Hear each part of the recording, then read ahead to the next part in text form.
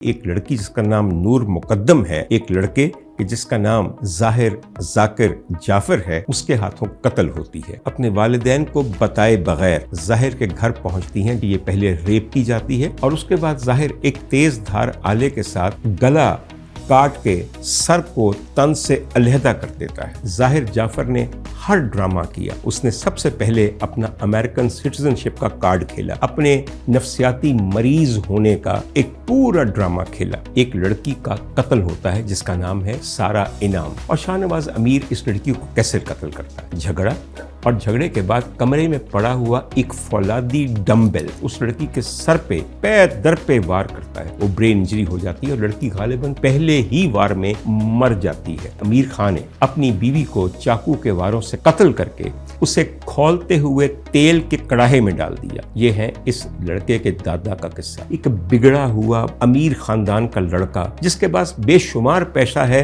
جو وہ اڑاتا ہے پارٹیوں پہ اور منشیات پہ، اور ایک لڑکی کو ساتھ رکھا ہوا ہے جو اس کے ساتھ یہ جوانی کے ہلارے لے رہی ہے۔ جس لڑکے کے ساتھ اب اپنی زندگی گزارنے کا ایک پلان بنا رہی ہیں، یہ دیکھیں کہ کیا یہ انسان کا بچہ ہے، اور ایک شخصی تنہائی کی وجہ سے آپ اس کی رفاقت کو اپنے ساتھ رکھنے پہ مجبور ہیں کہ کہیں میں اکیلی نہ رہ جاؤں۔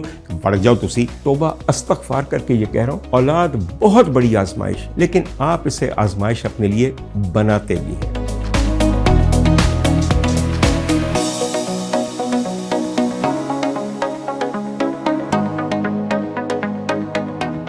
خواتین و حضرات، لاؤڈ سپیکر کی ایک نئی ایپیسوڈ اور اسے لیے آپ کی خدمت میں حاضر ہے ڈاکٹر عمر عادل۔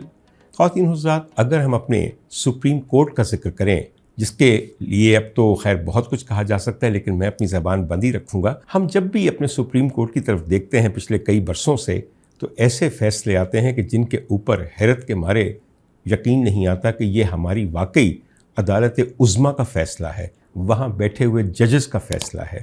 جو مینوورنگ کی گئی ہے سپریم کورٹ کے اندر وہ بھی مثالی ہے۔ کہا یہ جاتا ہے کہ ہمارے سپریم کورٹ بلکہ ہمارا پورا نظام عدل جو ہے وہ دنیا کے بدترین نظام عدل میں شامل کیا جاتا ہے، مگر میرے خیال میں اب تو it has gone much beyond that. وہاں پہ ہمارے کچھ سابقہ چیف جسٹس ایسے رہے ہیں کہ جو نظام عدل پہ، انصاف پہ اور قانون پہ ہمیشہ کے لیے اپنے لکھے ہوئے فیصلوں کے انمٹ داغ اور دھبے چھوڑ گئے ہیں جو کبھی بھی مٹائے نہیں جا سکیں گے، اور جن کے لیے پتہ نہیں کون سے الفاظ استعمال کیے جائیں گے جب ان کو یاد کیا جائے گا۔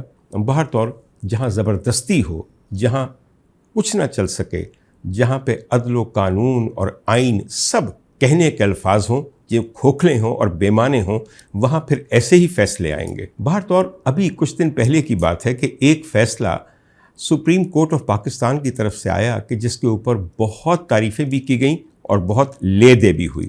خواتین حضرات، نہیں، یہ نہ ہی مخصوص نشستوں کا فیصلہ ہے، نہ ہی کسی گھڑی کے کیس کا فیصلہ ہے، نہ ہی کسی عدت میں نکاح کا فیصلہ ہے، اور نہ ہی کسی اور شخص کو پکڑنے کے بعد اسے نہ چھوڑے جانے کے اوپر کسی قسم کا فیصلہ ہے۔ آپ لوگ ایسے ہی اپنی امیدیں بڑھا دیتے ہیں، اور مجھے افسوس ہے کہ میں آپ کی امیدوں کے پھولے ہوئے غبارے کو اپنے الفاظ کے ساتھ پھاڑ کے یوں چھچڑا سا کر کے وہاں پھینکنے لگا ہوں۔ خواتین حضرات، یہ جو فیصلہ آیا ہے یہ دراصل فیصلہ ایک اپیل کا ہے، اور یہ اپیل ہے 2021 میں ہونے والے ہمارے وفاقی دارالحکومت اسلام آباد میں ایک لڑکی کے قتل کا۔ جی ہاں، آپ سب لوگ جانتے ہیں کہ 2021 میں F7 کا علاقہ ہے اور ایک بہت متمول نیبرہڈ ہے اسلام آباد کا، جہاں پہ ایک لڑکی جس کا نام نور مقدم ہے، ایک لڑکے کہ جس کا نام ظاہر ذاکر جعفر ہے، اس کے ہاتھوں قتل ہوتی ہے۔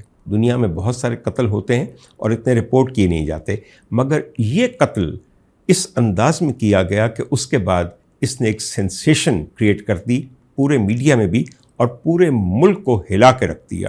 نہ صرف ملک کو ہلا کے رکھ دیا بلکہ بہت ساری ایسی تنظیمیں بھی ہل کے رہ گئیں جو کہ خواتین کے حقوق کی اکثر بات کرتی ہیں، اس کا پرچار کرتی ہوئی محسوس ہوتی ہیں۔ مجھے آپ کو بہت زیادہ تفصیلات میں لے جانے کی ضرورت تو نہیں ہے۔ جس فیصلے کی میں بات کر رہا ہوں وہ ایک شارٹ آرڈر ہے، ابھی اس کا تفصیلی فیصلہ آنا ہے، مگر اس کے اندر کچھ کامنٹس ایسے دیے گئے ہیں 3 ججز کی جانب سے کہ اس پہ تنقید ہو رہی ہے۔ بہر طور دیکھنا یہ پڑے گا کہ باقی فیصلہ جب آئے گا تو اس کے بعد کیا بات کی جائے۔ سب سے اہم بات یہ ہے کہ یہ ایک 3 رکنی بینچ نے فیصلہ دیا ہے، اور جسٹس ہاشم کاکڑ صاحب نے اسے پڑھ کے سنایا ہے۔ اس فیصلے کے مطابق lower court, session court, high court وغیرہ کے جو فیصلے ہیں، یعنی کہ جو قتل کا فیصلہ ہے اس کی سزائے موت کو برقرار رکھا گیا ہے، اور اسے تبدیل کرنے یا ہٹا دینے کے سلسلے میں جو اپیل کی گئی ہے اسے یکسر انکار کر دیا گیا ہے اس سے۔ اس کے علاوہ اس کے اندر ایک اور جو سیکشن ہے وہ ہے ریپ کا، اور ریپ کے اندر یہ کیا گیا ہے کہ یہ پہلے اسے سزائے موت کی گئی، پھر عمر قید کی گئی، اور اسی قسم کی بات ہے، مگر جب ایک دفعہ کیپٹل پنشمنٹ ہو گئی تو اب عمر قید بھی کر لیجئے تو وہ اور بات ہے۔ اور اس کے علاوہ ایک اور چیز ہے، وہ ہے اغوا کے سلسلے میں ان کو بری کر دیا گیا کہ نہیں، یہ اغوا نہیں ہوا۔ خواتین حضرات، ذرا سی بات سوچنے کی ہے۔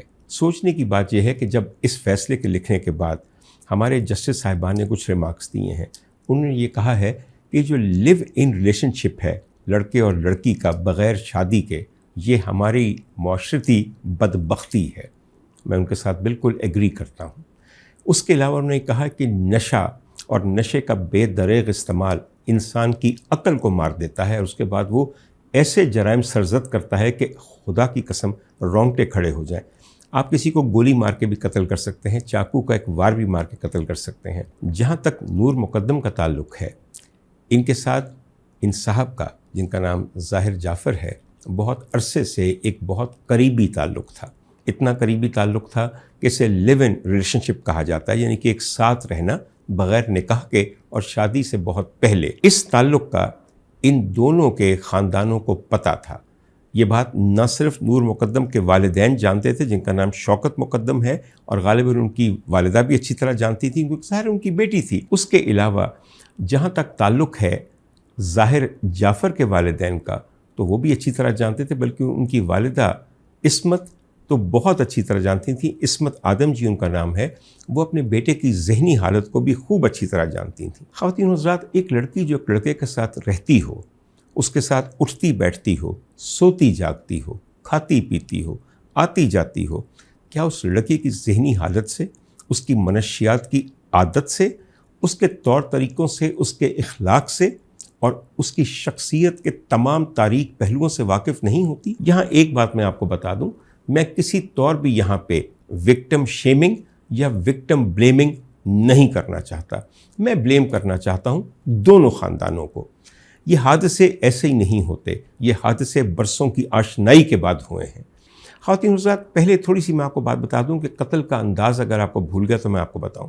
یہ لڑکی نور مقدم اپنے والدین کو بتائے بغیر، گھر میں کسی قسم کی اطلاع دیے بغیر، نہایت رازداری کے ساتھ ظاہر کے گھر پہنچتی ہیں، جہاں وہ اکیلا ہے، اور اس گھر میں اس کے دو نوکر ہیں۔ ایک کا نام غالباً افتخار ہے اور دوسرے کا نام ریاض ہے، ایک چوکیدار ہے اور ایک مالی ہے۔ گھر میں کوئی عورت نہیں ہے۔ یہ وہاں اس کو ملنے آتی ہے، اور اس کے بعد جب قتل کیا جاتا ہے اسے، تو ایسے کیا جاتا ہے کہ یہ پہلے ریپ کی جاتی ہے ظاہر صاحب کے ہاتھوں، اور اس کے بعد ظاہر ایک تیز دھار آلے کے ساتھ اس کا گلا کاٹ کے سر کو تن سے علیحدہ کر دیتا ہے۔ اب یہ سر بریدہ لاش پڑی ہوئی ہے، اور جو سر بچی کا کٹا ہوا پڑا ہے اس کو یہ فٹ بال کی طرح ٹھوکریں مارتا ہے۔ اتنی ٹھوکریں مارتا ہے کہ تاوقتے کہ اس کا غصہ اتر نہیں جاتا، اور ایسی کوئی بات نہیں کہ غصہ اتر گیا یا نشہ اتر گیا اور وہ باہر آ کے بتا دیتا ہے کہ میں نے لڑکی کو قتل کیا ہے۔ ایسی قطعاً کوئی بات نہیں ہوئی۔ جن چیزوں کے اوپر میں تھوڑی بہت بات کرنا چاہتا ہوں وہ یہ ہے کہ گھر میں موجود دو ملازمین یہ سب کچھ سن رہے ہوتے ہیں اگر دیکھ نہیں رہے ہوتے۔ مجھے آپ یہ بتائیے، F7 کا 1000 گز کا گھر کتنا کچھ ساؤنڈ پروف ہوتا ہے کہ جہاں پہ آپ کو آواز نہیں آتی کہ ایک لڑکی چیخ رہی ہے۔ جب نور مقدم کا ریپ ہو رہا تھا تو آپ کے خیال میں اس نے بالکل منہ بند کیا ہوا تھا، اور نور مقدم تو اس قدر بھاگنا چاہتی تھی اس پورے سینیریو سے، جب اس نے اتوار دیکھ لیے اور تیور دیکھ لیے ظاہر کے کہ وہ 3 دفعہ نیچے بھاگ کے آئی ہے اور اس گھر سے نکلنا چاہتی تھی۔ جب اس نے گھر سے نکلنا چاہا، چوکیدار نے آگے بڑھ کے گھر کا گیٹ بند کر دیا تاکہ وہ باہر نہ جا سکے۔ کیوں؟ चौकीदार साहब को ऐसी क्या क़यामत पड़ी थी, कौन सी मुसीबत पड़ी थी, कौन सी बीमारी आ पड़ी थी कि एक लड़की की हालत ये देख रहे हैं कि उसकी जान को खतरा है, उसकी इज्जत लुट चुकी है, वो अपने मालिक को अच्छी तरह जानते हैं कि उसका टेम्पर कंट्रोल क्या है, वो किस कदर बदतमीज आदमी है, वो नफ्सियाती मरीज है या नहीं है, वो कितना नशा इस्तेमाल करता है। क्या चौकीदार के सामने इस घर में नशा नहीं आता था? क्या वो जानते नहीं थे कि ये क्या हो रहा है? और उसने फिर भी लड़की के आगे दरवाज़ा बंद कर दिया ताकि वो भाग के अपनी जान ना बचा सके। एक मौके पे नूर मुकद्दम ने इतना सा डरवा बना होता चौकीदार का, उसमें भी पनाह ली। उन्होंने फिर भी उसको पनाह न लेने दी और ज़ाहिर जाफ़र ने दरवाज़ा खोल के चौकीदार के केबिन का वहाँ से उसको घसीटते हुए फिर ऊपर ले गया। इन दोनों मर्दों को, इंसानों को, जो ज़ाहिर है कि शायद बाल बच्चेदार भी हों, अगर नहीं है तो कम से कम किसी माँ के तो जाए होंगे, उनको ये ख्याल ना आया कि ये जो हम तमाशा देख रहे हैं, ये जो हम दुर्गत बनते देख रहे हैं एक लड़की की इस खबीस दरिंदे के हाथों, हम इस सिलसिले में पुलिस को फ़ोन करते नहीं। आजकल हर एक के पास मोबाइल फ़ोन है और 2 नंबर होते हैं 15 या 1122 जो आपने मिलाने होते हैं। मजाल है इनके टूटे हुए हाथों से इस लड़की की जान बचाने के लिए ये 2 नंबर डायल किए गए हों, कतअन नहीं। इसके अलावा इस्लामाबाद एक ऐसा शहर है जहाँ घर के साथ घर की दीवार मिली हुई है और F7 पुराने ज़माने का, मेरे ज़माने का, यानी कि ये वो सेक्टर है इस्लामाबाद का जो कि 60s का है और जो 60s और 70s में मुकम्मल आबाद हो गया था। पुराने घर हैं, पुराने नेबरहुड हैं। आप आज के हमसाए हैं तो आपके साथ वाले भी 25-30 साल से आपके हमसाए हैं।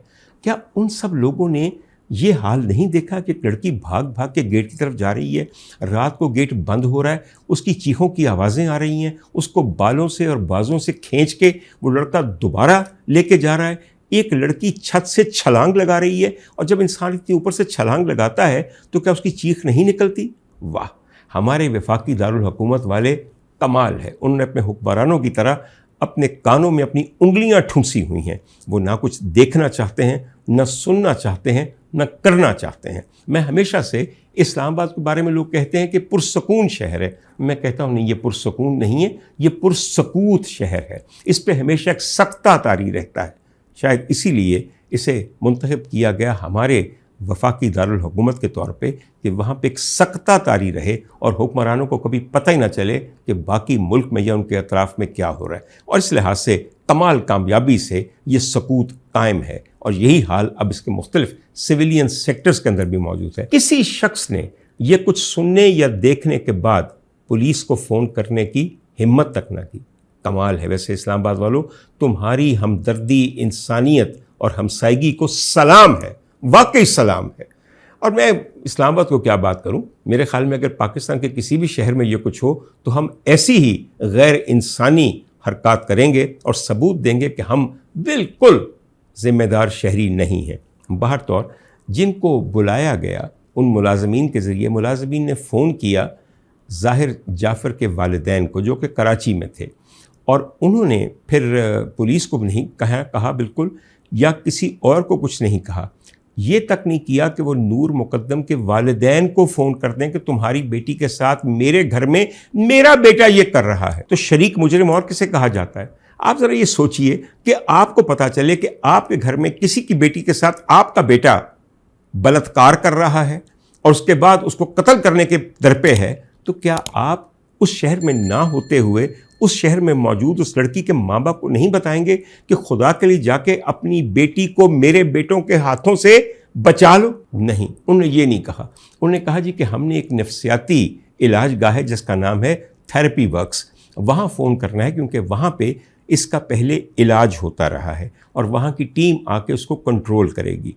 तो थेरेपी वर्क्स के अंदर उन्होंने फ़ोन किया और जो वहाँ के CEO हैं उन साहब से बात की, बड़े जाफ़र साहब ने, और उनको गोल गोल जवाब दिए। उन्होंने पूछा कि क्या वो आर्म्ड है, तो उन्होंने कहा कि पता नहीं, और यूं यूं करके सब बातें गोल की। बाहर तौर थोड़ी देर के बाद उन्होंने भी ये नहीं कहा कि हम पुलिस को भेजते हैं, उन्होंने भी अपनी एक टीम भेज दी। जब वो टीम वहाँ पहुँची तो उसका एक मेंबर है, इसका गालिबन नाम अमजद है, मुझे अच्छी तरह याद है उसका नाम अमजद है। वो ज़ाहिर जाफ़र के कमरे में खिड़की के ज़रिए या खिड़की तोड़ के अंदर पहुँचा। जो भी वो अंदर पहुँचा ज़ाहिर ने उस पर गोली चला दी। उसके बाद पिस्टल मौजूद था। ये वही कमरा है जिसके एक कोने में نور مقدم کا سر پڑا ہوا تھا اور ایک دیوار کے ساتھ اس کا بے جان دھڑ پڑا ہوا تھا جس میں سے خون بہہ بہہ کے نیچے ایک پورا چھوٹا سا تالاب بنا چکا تھا۔ گولی اس لیے نہیں چل سکی اور اس کو لگی نہیں کیونکہ شاید وہ کہیں وہاں پہ ایک پھنس جاتی ہے کارٹریج میں یا جس چیز کے اندر بھی۔ اس نے دوبارہ 2 دفعہ گولی چلائی اور اس کے بعد جو پستول کا بٹ تھا وہ اس کے سر پہ مارا اور پھر چاقو کا بھی استعمال کیا۔ باہر طور امجد نے چیخو پکار کی۔ اب یہ ساری چیخو پکار ہو رہی ہے اور باہر کھڑے باقی تھیراپی ورکس والے لوگ سن رہے ہیں، مگر کسی ہمسائے کو پھر بھی خیال نہیں آیا کہ ہم نے پولیس کو بلانا۔ اور میں پولیس کو بلانے کا اس طرح کہہ رہا ہوں کہ جیسے پولیس نہیں کوئی فرشتے ہوں گے جو آ جائیں گے، مگر خواتین و حضرات جس قسم کی ہم مخلوق اور قوم ہیں اس کے لیے جس قسم کی پولیس ہے وہی ہے۔ اب واقعتاً ہم عرش معلیٰ سے تو فرشتوں کو بلانے سے رہے، ہم 15 پہ کال کر کے اپنے ہی ملک کی، اپنے ہی صوبے کی، اپنے ہی شہر کی پولیس کو بلا سکتے ہیں، وہ جیسی بھی ہے ہمارے کرتوتوں ہمارے اعمال کا نتیجہ ہے۔ خواتین حضرات باقی ٹیم نے پھر اندر آ کے اس شخص کو اوور پاور کیا، اسے باندھا اور باندھنے کے بعد جب دیکھا کہ یہاں تو ایک قتل ہو چکا ہے، ایک ریپ ہو چکا ہے، تو پھر خیال آیا کہ ہاں پولیس کو بلا لیا جائے۔ میں اس میں صرف آپ کو یہ بتانا چاہتا ہوں کہ جو مجھے غصہ چڑھا ہوا ہے، میں نے پہلے بھی ذکر کیا کہ جو 2 ملازمین تھے ان کے بارے میں سپریم کورٹ نے بہت لینینٹ بات کی ہے۔ پہلے ان کو 10 سال قید کی سزا تھی، اب انہوں نے کہا کہ نہیں 4 سال جو یہ قید کاٹ چکے ہیں اس کے بعد مزید ان کو قید کاٹنے کی ضرورت نہیں ہے۔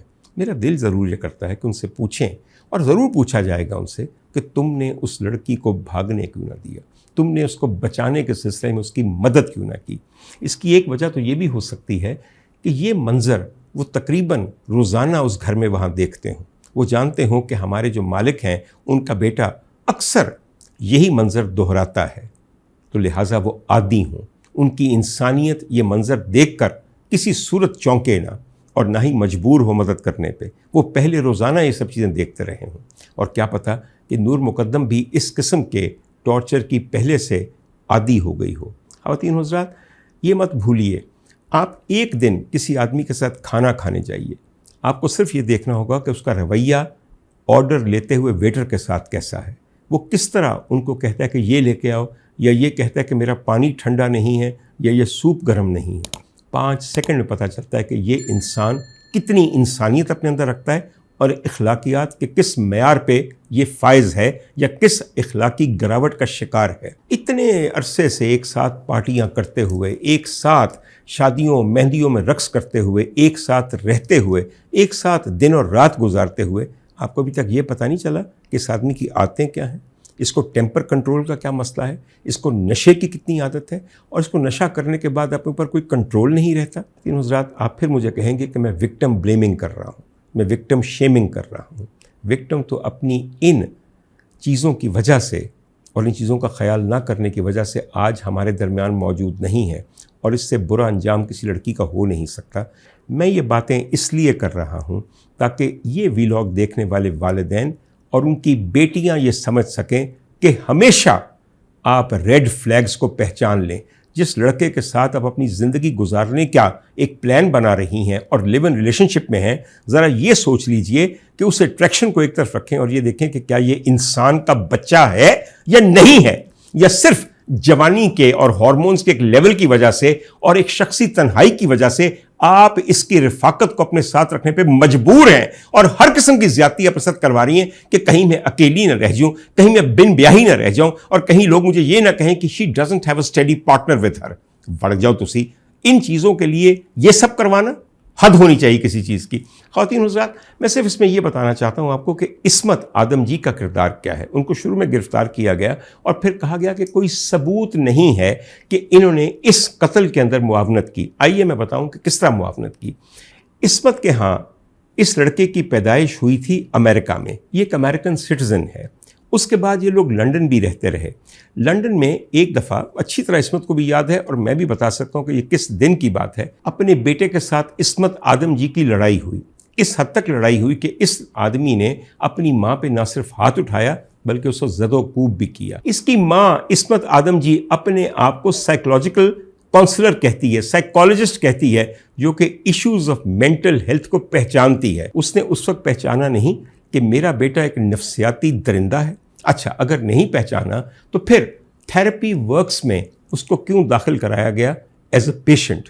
اب یہ تھیراپی ورکس بھی ایک کمال چیز ہے. وہاں یہ شخص جو کہ ایک مریض بن کے آیا تھوڑی دیر کے بعد ان کا کاؤنسلر بن گیا کہ میں اب کاؤنسل کروں گا, اور مختلف تقریبات اور مختلف مقامات پہ جا کے اس نے تھیراپی ورکس کو ایز اے کاؤنسلر وہاں کام کرنے والے کے طور پہ ریپرزینٹ کیا, اور انہوں نے کوئی اعتراض نہ کیا. خواتین حضرات, جب آپ کے بچوں کی ایک وائلنٹ سائیکائٹرک ہسٹری ہوتی ہے تو اس کے پہچان کے ان کے قریب آنے والی کسی بھی لڑکی یا لڑکے کو بتانا چاہیے کہ میرے بچے میں یہ پرابلم ہے اور تمہیں اس کے بارے میں پتہ ہونا چاہیے.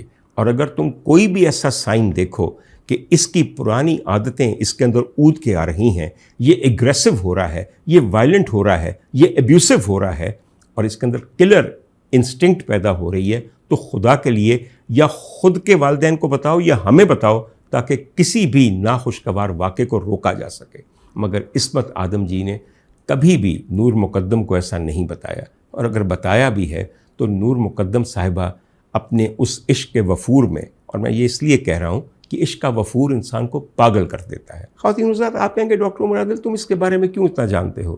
آپ کو شاید اندازہ نہیں کہ میرے جو ایکس سسرال ہیں ان کے ساتھ ان کی قریبی عزیز داری ہے, تو لہٰذا میں تھوڑا بہت اس پورے معاملے کو جانتا ہوں. اور ہر چیز کو انسان دیکھ سکتا ہے. دراصل ہوتا یہ ہے کہ جو ایک منحوس منظر آپ کے گرد ہوتا ہے اس کے نقطۂ مرکزی آپ ہوتے ہیں, وہ آپ کو نظر نہیں آتا, ناظر کو سب نظر آ رہا ہوتا ہے. ایک بگڑا ہوا بدتمیز امیر خاندان کا لڑکا جو کرتا کچھ نہیں ہے, کوئی کام نہیں کرتا, کوئی نوکری نہیں کرتا, جس کے پاس بے شمار پیسہ ہے خاندان کا, جو وہ اڑاتا ہے پارٹیوں پہ اور منشیات پہ اور بے انتہا مہنگی منشیات پہ, اور ایک لڑکی کو ساتھ رکھا ہوا ہے جو اس کے ساتھ یہ جوانی کے ہلارے لے رہی ہے. مجھے آپ یہ بتائیے, ایک سیکنڈ میں پتہ نہیں چلتا کہ یہ انسان اس قابل ہے کہ انسان اس کے ساتھ رہے, کہ یہ پتہ نہیں چلتا کہ یہ قابل علاج ہے, اس کا علاج ہونا چاہیے.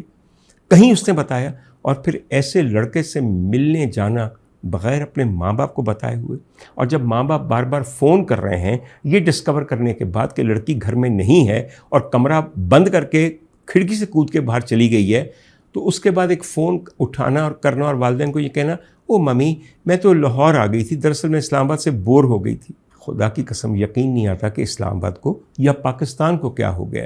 آپ کی بیٹی بغیر بتائے آپ کو لاہور پہنچ گئی, کس کے ساتھ, کس کے ہاں, کیوں, کیسے, اور فون نہیں اٹھا رہی. میں باقی میں شاید ایک اور زمانے کو بلانگ کرتا ہوں اور توبہ استغفار کر کے یہ کہہ رہا ہوں, اولاد بہت بڑی آزمائش ہے, بہت بڑی آزمائش ہے, لیکن آپ اسے آزمائش اپنے لیے بناتے بھی ہیں.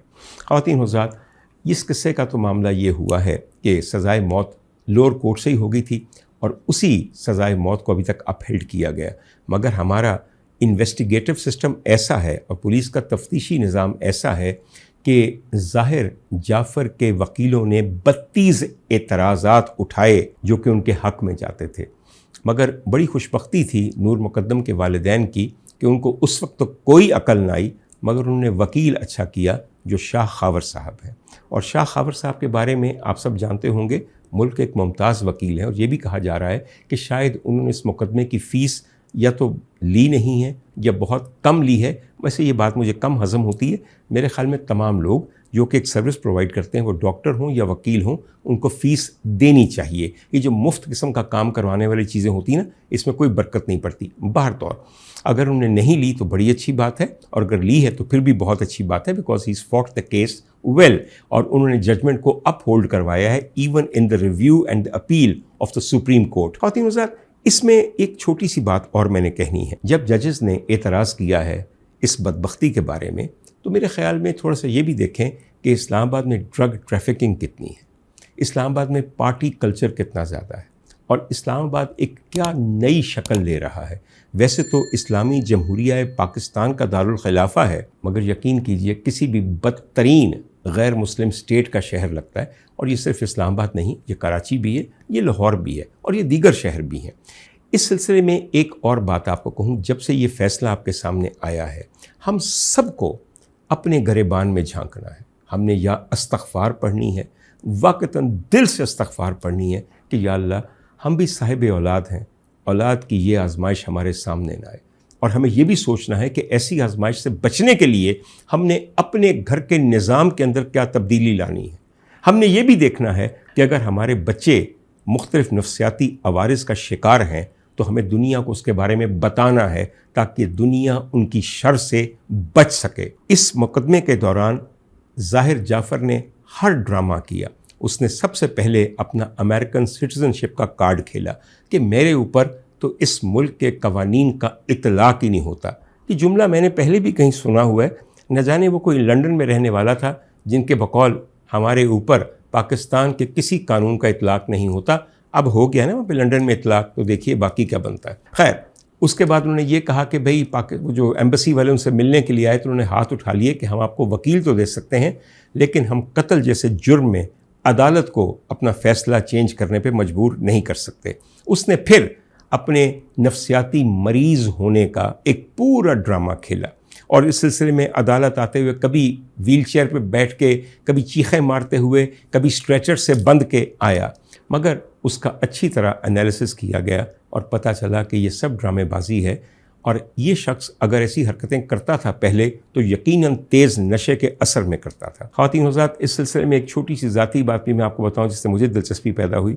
میرے صاحبزادے ہیں چودھری زرناب عادل جنجوعہ صاحب. انہوں نے کچھ عرصہ پہلے ایک رپورٹ لکھی جس رپورٹ کے اندر انہوں نے یہ کہا کہ بہت سے لوگ دماغی امراض کا شکار ہو کے جرائم کر بیٹھتے ہیں اور پھر اس کے بعد قید کر لیے جاتے ہیں. تو ان کا سائیکو انالیسس اور ان کی مینٹل ہیلتھ سٹیٹس کا ایک ڈٹرمن کرنا بہت ضروری ہے. اس مقدمے کے سلسلے میں اس رپورٹ کو بھی پیش کیا گیا ایک ایویڈنس کے طور پہ کہ یہ لڑکا شاید نفسیاتی امراض کا شکار ہے. یہ بالکل اس کا اطلاق نہیں ہوتا تھا. وہ رپورٹ جو ڈاکٹر زرناب عادل جنجوعہ نے, ڈاکٹر نہیں چودھری زرناب عادل جنجوعہ نے لکھی تھی, وہ ایسے سکیزوفرینکس پہ تھی جو کہ جرائم کر بیٹھتے ہیں جس کا اطلاق اس پہ نہیں ہوتا. بہر طور یہ ایک ڈیبیٹیبل چیز ہے اور اس کو دیکھنے بھالنے کے بعد یہ فیصلے کیے گئے ہیں 3 عدالتوں نے. خواتین حضرات, جب سے یہ قصہ ہوا ہے ایک اور زخم تازہ ہو گیا ہے اور وہ ایک ایسا زخم تازہ ہوا ہے جو کہ 23 یا 22 ستمبر 2022 کو ایک قتل یہیں اسلام آباد کے ایک اور علاقے کے اندر, اس کا نام ہے چک شہزاد, وہ پیش آیا. چک شہزاد کے اندر ایک فارم ہاؤس ہے جس کی مالکہ کا نام ہے سمینہ شاہ. سمینہ شاہ اس فارم ہاؤس میں اپنے ایک بیٹے کے ساتھ رہتی ہیں جس کا نام ہے شاہ نواز امیر, اور شاہ نواز امیر کے والد کا نام ہے ایاز امیر جو ہمارے ملک کے ایک مقبول سیاستدان بھی ہیں, صحافی بھی ہیں اور تجزیہ کار بھی ہیں اور بڑے شریف آدمی ہیں. میری کبھی کبھی ان سے ملاقات لاہور کے جمخانہ کلب میں ہوتی ہے اور ہمیشہ بڑی پلیزنٹ ہوتی ہے کیونکہ زبان کے اور اخلاق کے بہت اچھے آدمی ہیں. بہر طور آزمائش کسی پہ بھی بن سکتی ہے. یہ جو فارم ہاؤس جس کا میں نے ذکر کیا کہ یہ چک شہزاد میں ہے, یہاں پہ 23 ستمبر 2022 کو ایک لڑکی کا قتل ہوتا ہے جس کا نام ہے سارہ انعام, اور جس کے ہاتھوں قتل ہوتا ہے وہ یہی ایاز امیر اور سمینہ شاہ کا بیٹا, اس کا نام شاہ نواز امیر ہے. اور شاہ نواز امیر اس لڑکی کو کیسے قتل کرتا ہے؟ جھگڑا, اور جھگڑے کے بعد کمرے میں پڑا ہوا ایک فولادی ڈمبل نہیں ہوتے اس کا لوگ ایکسرسائز کرتے ہیں, اس کو اٹھا کے اس لڑکی کے سر پہ پیر در پہ وار کرتا ہے. اور پہلا ہی وار اتنا کاری ہوتا ہے کہ اس کی اسکیلپ, یہ جو جلد ہے ہمارے اوپر, یہ پھٹ جاتی ہے, خون و خون ہو جاتی ہے اور نیچے کھوپڑی کے اندر کریکس ہو جاتے ہیں اور کھوپڑی فریکچر کر جاتی ہے.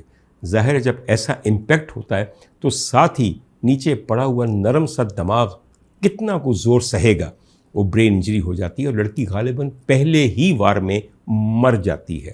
مگر اس کا غصہ ٹھنڈا نہیں ہوتا, وہ یہی ڈمبل پکڑ کے اس کو تب تک مارتا رہتا ہے جب تک اسے لگتا ہے کہ ہاں شاید اب میرے کلیجے کو ٹھنڈ پڑ گئی ہے. خواتین حضرات, اس کے بعد وہ اس لاش کو اٹھا کے باتھ روم لے جا کے اس کے ٹب میں ڈال دیتا ہے اور ٹب کے اوپر پانی اور شاور چلا دیتا ہے تاکہ جو اتنا خون ہے یہ کسی طرح بہہ کے نالی کے ذریعے باہر چلا جائے. مگر یہ کرتے کرتے اس خبیث کو یہ بھی احساس نہیں ہوا کہ اس کے سفید رنگ کے جوڑے پہ خونی خون ہے, اس کے ہاتھوں میں خونی خون ہے. اور یہ سب چیزیں ہو رہی ہیں رات کے وقت. اس گھر میں جہاں اتنا گروسم مرڈر ہو رہا ہے, ایک اور خاتون بیٹھی ہوئی ہیں جن کو پتہ ہی نہیں کہ کچھ ہو رہا ہے. نہ کوئی آواز, نہ کچھ گرنے کی, نہ ڈمبل لگنے کی, نہ چیخوں کی آواز, نہ جھگڑے کی آواز. وہ خاتون انتہائی مزے سے بیٹھی رہتی ہیں, بلکہ سوئی رہتی ہیں. اور یہ نہ سمجھیے کہ کوئی بڑھیاں ہیں یا ان کو دنیا کا پتہ نہیں. آپ میں سے شاید بہت کم لوگ جانتے ہیں کہ سمینہ شاہ ہیں کون. انتہائی دنیا دار، انتہائی ہوشیار خاتون ہیں. میں نے عرض کیا کہ سمینہ شاہ کوئی بچی نہیں ہے، کوئی ننھی نہیں ہے. سمینہ شاہ نے عبدالحفیظ پیرزادہ، جو ہمارے وفاقی وزیر برائے قانون بھی رہ چکے ہیں، پارلیمانی افیئرز بھی رہ چکے ہیں، اور بعد میں انفارمیشن اینڈ براڈ کاسٹنگ کے بھی وزیر رہ چکے ہیں وفاقی سطح پہ، ان کی بیگم سعدیہ پیرزادہ کے ہوتے ہوئے، جو بڑی دھڑلے والی خاتون تھیں، پیرزادہ صاحب سے دوسری شادی کی. اس کے بعد انہوں نے اسلام آباد کے ایک نوجوان سے شادی کی، ان سے طلاق لینے کے بعد، اور پھر اس نوجوان سے طلاق لینے کے بعد دوبارہ عبدالحفیظ پیرزادہ سے شادی کی، کیونکہ وہ ایک مضبوط مالی حیثیت رکھتے تھے، وفاقی وزیر رہ چکے تھے، اور اس کے علاوہ ایک بہت بڑے وکیل بن چکے تھے اسلام آباد کے. اب تو خیر وفات پا چکے ہیں. اور یہ جو چک شہزاد کا بیش قیمت فارم ہاؤس ہے، یہ بھی عبدالحفیظ پیرزادہ کا تحفہ ہے سمینہ شاہ کو، ایاز امیر کا نہیں ہے. خواتین حضرات، میں یہ بات اس لیے کہہ رہا ہوں کہ جن گھروں کے اندر عورتیں موجود ہوتی ہیں، ان کی چھٹی حص مر گئی ہوتی ہے کہ ہمارے گھر میں کیا ہو رہا ہے. کیا وہ اپنے بیٹوں کو جانتی نہیں ہیں؟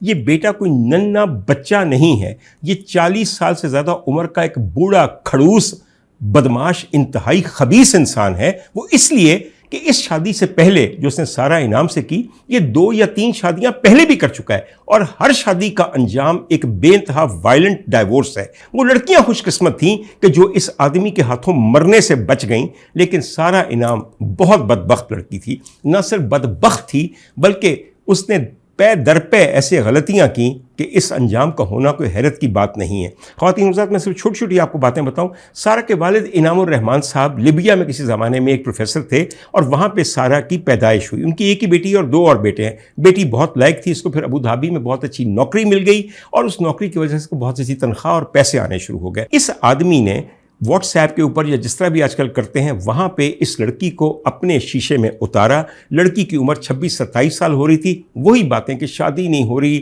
میں بہت کامیاب ہو گئی ہوں، لیکن اکیلی تو نہیں رہ جاؤں گی. اور یہ نہ سوچا کہ جس آدمی کی پہلے 3 شادیاں ناکام ہو چکی ہیں، وہ کس قسم کا شوہر ہوگا، اور میں جب اس کی تیسری یا چوتھی بیوی بن کے جاؤں گی تو میرا انجام کیا ہوگا. اور ایک شخص جو کچھ کرتا نہیں ہے، کیا وہ میرے پیسے کے لالچ میں تو یہ شادی نہیں کر رہا؟ کچھ بھی نہیں ایسی بات. اچھا، اس کے بعد بغیر کسی کو بتائے ہوئے سارا انعام نے نہ ماں نہ باپ نہ بھائیوں کو چکوال آ کے خود ہی اس لڑکے سے نکاح پڑھا لیا، اور اس نکاح کا آج تک نکاح نامہ کسی کو پتہ نہیں چل سکا کہ وہ کہاں ہے. بہانے مار دیے گئے. آپ یہ سوچیں کہ جب لڑکیاں چوری چھپے نکاح پڑھا لیتی ہیں اور والدین کو پتہ نہیں ہوتا، تو ان چیزوں کا انجام کیا ہوگا. خدا تعالیٰ معاف کرے، خدا تعالیٰ کسی کو بیٹی کی اس قسم کی حرکتوں کو دیکھنا نصیب نہ کرے. خواتین حضرات، نہ صرف یہ بلکہ سارہ کی شادی سے لے کر سارہ کی موت تک انعام الرحمان صاحب یا ان کی بیگم ایک دفعہ بھی اپنے داماد سے نہیں ملے. جتنی باتیں ہوئی ہیں وہ فون پہ ہوئی ہیں. کمال بات ہے، آپ کی ایک ہی بیٹی ہو، آپ فکر مند ہو اس کے بارے میں، وہ چھپ کے نکاح کر لے، نکاح نامہ آپ دیکھیں نا، اور آپ کا دل نہ کرے کہ میں ایک دفعہ مل کے دیکھوں کہ یہ کیا آدمی ہے، اس کے گھر میں جو عورت اس کی ماں رہتی ہے وہ کیسی ہے، اس کا بیک گراؤنڈ کیا ہے، اس کی ماں کا بیک گراؤنڈ کیا ہے، اس کے باپ کا بیک گراؤنڈ کیا ہے. خواتین حضرات، قسم سے کتا لینے جائیں نا تو اس کو بھی دیکھتے ہیں کہ کیا کتا اصلی نسلی ہے یا نہیں. اور داماد کے بارے میں تو پاکستان میں لوگ بہت ہی پرٹیکولر ہیں. کیا خاندان ہے، باپ کا کرتا تھا، دادا کا کرتا تھا، فلاں چیز تو نہیں، ہمارے مسلک کا ہے، ہماری ذات کا ہے، برادری کا ہے یا نہیں. مگر بھائی جب نہ ہو اور اللہ نے پکڑ کے آپ کو مارنا ہو تو پھر یہ سب چیزیں محو ہو جاتی ہیں. میں نے آپ کو کہا کہ ذرا بیک گراؤنڈ دیکھنا چاہیے.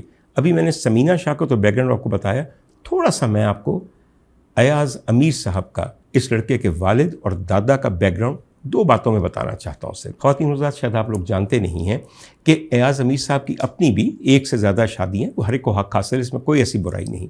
مگر شاید آپ لوگ بھول گئے ہیں کہ ایاز امیر صاحب کے والد امیر خان صاحب بھی چکوال سے ہمارے ممبر آف نیشنل اسمبلی تھے، سیاستدان تھے، اور وہاں بہت اثر و رسوخ رکھتے تھے. ان کی بھی تقریباً 3 یا 4 شادیاں تھیں. جہاں تک مجھے پتہ ہے 3 شادیاں تھیں، جن میں سے ایک خاتون ایاز امیر صاحب کی والدہ تھیں. ایاز امیر صاحب کی والدہ کا اختتام یوں ہوا کہ ان کے میاں نے، یعنی کہ امیر خان نے، اپنی بیوی کو چاقو کے واروں سے قتل کر کے اسے کھولتے ہوئے تیل کے کڑاہے میں ڈال دیا، اور تب تک اس لاش کو اس کھولتے ہوئے تیل میں پکنے دیا جب تک کہ اس کی راکھ نہیں بن گئی. اور یہ منظر سب وہ دیکھتے رہے. یہ ہے اس لڑکے کے دادا کا قصہ. اور دیکھیے میں وہاں پہ راوی موجود نہیں، یہ وہ سب باتیں ہیں جو ہم تک کئی طریقوں سے پہنچی ہیں، اور اگر آپ کو یقین نہیں کرنا تو اپنی تحقیق کر لیجئے، میری بھی تصحیح کیجئے، میں مان جاؤں گا کہ آپ نے بہتر تحقیق کی ہے اور یہ جان گئے۔ بات صرف اتنی نہیں ہے، امیر خان صاحب کا دل چکوال کے قصبے میں آئی ہوئی ایک نوجوان استانی کے اوپر آ گیا، اور اس استانی کو انہوں نے بارہا دعوت گناہ بھیجی، پھر اس کو یہ کہا کہ تم اس سے شادی کر لو، مگر وہ جانتی تھی کہ یہ ظالم اپنی پہلے بیوی کے ساتھ کیا کر چکا، وہ بار بار انکار کرتی رہی۔ جب اس نے فائنلی انکار کیا تو انہوں نے اپنے 2 گنڈوں کو بھیجا، لڑکی کو اٹھوایا، اپنے گھر بلوایا، اسے پوری رات ریپ کیا اور صبح دھکے دے کر اپنے گھر سے نکال دیا کہ تم نے مجھے انکار کیا۔ لڑکی کے 2 بھائی تھے، اس لڑکی کا نام بھی مجھے پتہ ہے اور وہ لڑکی زندہ بھی ہے، لیکن مجھے شاید لیتے ہوئے شرم آتی ہے اتنے برسوں کے بعد یہ قصہ کیا بتانا۔ اس کے بھائیوں نے دل میں یہ ٹھانا کہ ہم نے اس درندے امیر خان سے اگر اپنی بہن کا بدلہ نہ لیا تو ہمارا زندہ رہنا اور یوں بے غیرتی کے ساتھ زندہ رہنا موت سے بدتر ہے۔ باہر طور وہ ایک دن گھات لگا کے بیٹھے، ایک درخت کے اوپر چڑھ گئے جس کے نیچے سے امیر خان نے واک کرتے ہوئے گزرنا تھا۔ جب امیر خان نیچے سے گزرا تھا، دونوں بھائی کود کے نیچے گرے، ان کے ساتھ ایک ساتھی بھی تھا جس کو ملنگ کہا جاتا تھا، اور کودتے ہی انہوں نے امیر خان پہ قبضہ کر لیا، یعنی کہ اس کو اوور پاور کر لیا، اور انہوں نے سب سے پہلے امیر خان کی ناک کاٹی، پھر اس کے کان کاٹے، اور پھر شلوار کھول کے وہ عضو تناسل کہ جس پہ اس کو اتنا مان تھا اور جس کی پیاس نہیں بجھتی تھی اور جو کسی وقت ٹھنڈا نہیں ہوتا تھا، وہ پکڑ کے اس کو جڑ سے کاٹ کے دور کھیتوں میں پھینک دیا تاکہ وہاں پہ آیا ہوا کوئی آوارہ کتا اس کو چبا لے۔